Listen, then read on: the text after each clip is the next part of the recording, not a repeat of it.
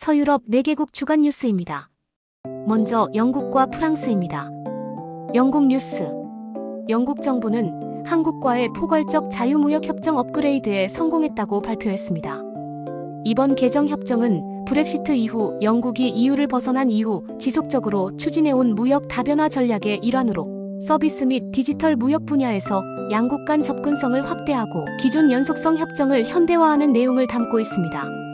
이를 통해 영국 산업, 특히 자동차 제약 금융 서비스 부문이 약 4억 파운드 규모의 추가적 경제 효과를 기대하게 되었다는 평가가 나왔습니다. 12월 16일에는 영국 정치권에서 지방선거 지연 논란이 본격적으로 불거졌습니다.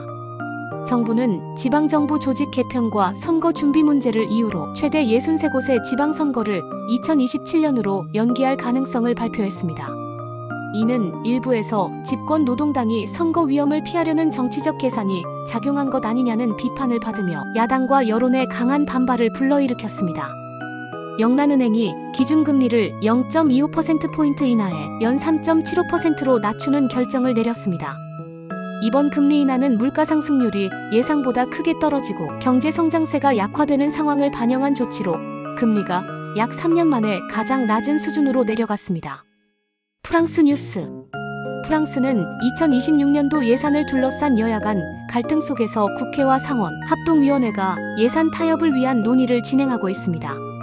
정부는 재정적자 감소를 목표로 여러 가지 조정안을 제시했지만 야당 일부의 반대로 여전히 합의점 찾기가 쉽지 않은 상황입니다.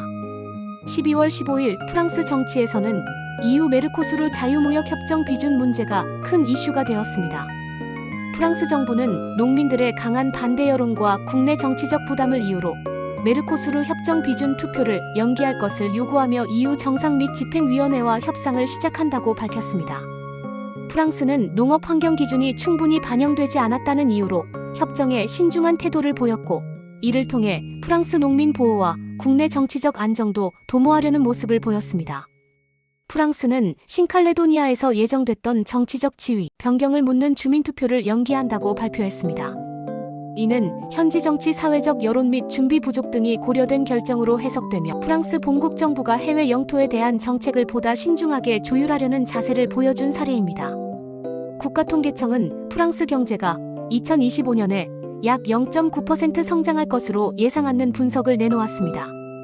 이는 지난해보다 낮지만 일부 산업 및 투자 부문 회복을 반영한 것으로 평가되며 향후 2026년 경제 성장률에 대한 기대도 제기되고 있습니다.